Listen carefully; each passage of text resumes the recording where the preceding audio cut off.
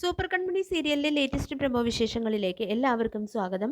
അങ്ങനെ കൺമണിയെ കല്യാണം ആലോചിക്കാൻ സാഗറിന്റെ നിർബന്ധപ്രകാരം സുജയും പുറപ്പെടുന്നുണ്ട്.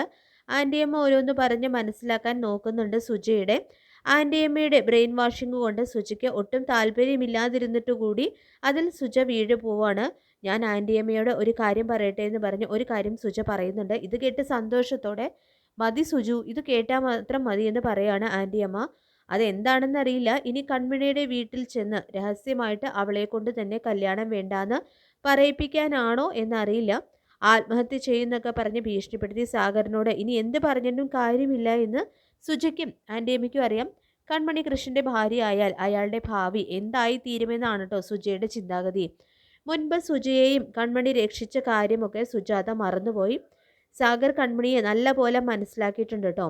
കൺമണിയേക്കാൾ മികച്ച ഒരു ചോയ്സ് തൻ്റെ മകനെ കണ്ടെത്താൻ കഴിയില്ലെന്ന് സാഗറിനറിയാം. അതൊക്കെ സുജാതയോട് പലതവണ പറഞ്ഞെങ്കിലും കൺമണിയോടുള്ള ഇഷ്ടക്കേട് അവർക്ക് മാറുന്നില്ല. കൺമണിയെ സുജാത ഒട്ടും മനസ്സിലാക്കിയിട്ടില്ല. ബലരാമനെ കൊണ്ട് മാനസയെ കല്യാണം കഴിപ്പിക്കണം എന്ന ചിന്ത സുജാതയ്ക്ക് വന്നെങ്കിലും വീണ്ടും കറങ്ങി തിരിഞ്ഞ് മാനസ കൃഷ് എന്നതിലേക്ക് തന്നെ വരികയാണ് സുജാതയുടെ മനസ്സ്. മുൻപ് സാഗർ പറഞ്ഞതുപോലെ സുജാത തന്നെ കൺമണിയോടെ വിവാഹത്തിൽ നിന്ന് പിന്മാറാൻ പറഞ്ഞാൽ അവിടെ അത്യധികം സന്തോഷിക്കുന്ന ഒരാളുണ്ട്, ധനലക്ഷ്മി.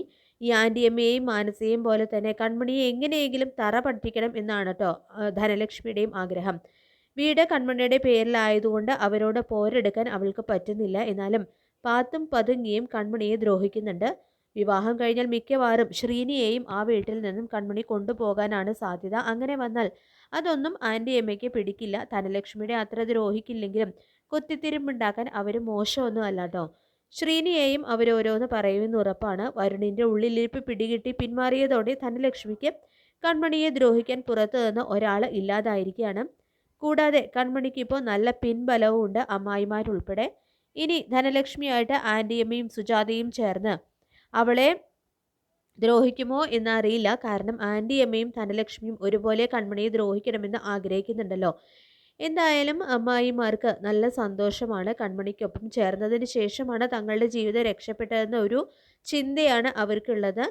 അതുകൊണ്ട് തന്നെ അവരത്യധികം കൺമണിയെയും ശ്രീനിവാസിനെയും ഇപ്പോൾ സ്നേഹിക്കുന്നുണ്ട്.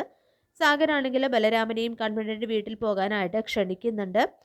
അവർ വരുന്നതിന് മുൻപ് തന്നെ ധനലക്ഷ്മി എന്തോ ഒന്ന് ഒപ്പിക്കാനുള്ള ഒരുക്കത്തിലാണ്.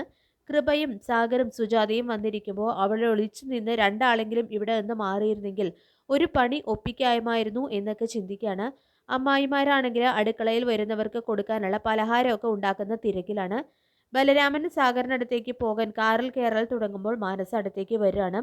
മാനസയോട് അച്ഛൻ ചെല്ലാൻ പറഞ്ഞിട്ടുണ്ടെങ്കിലും അനിയൻ കല്യാണം കഴിക്കാൻ പോകുന്ന കുട്ടിയുടെ വീട്ടിൽ പോകാനാണെന്നൊക്കെ ബലരാമൻ പറയുന്നുണ്ട്. അങ്ങനെ സാഗറും സുജാതയും കൃപയും ചെല്ലുമ്പോൾ കൺമണി സന്തോഷം കൊണ്ട് മതിമറക്കുകയാണ്.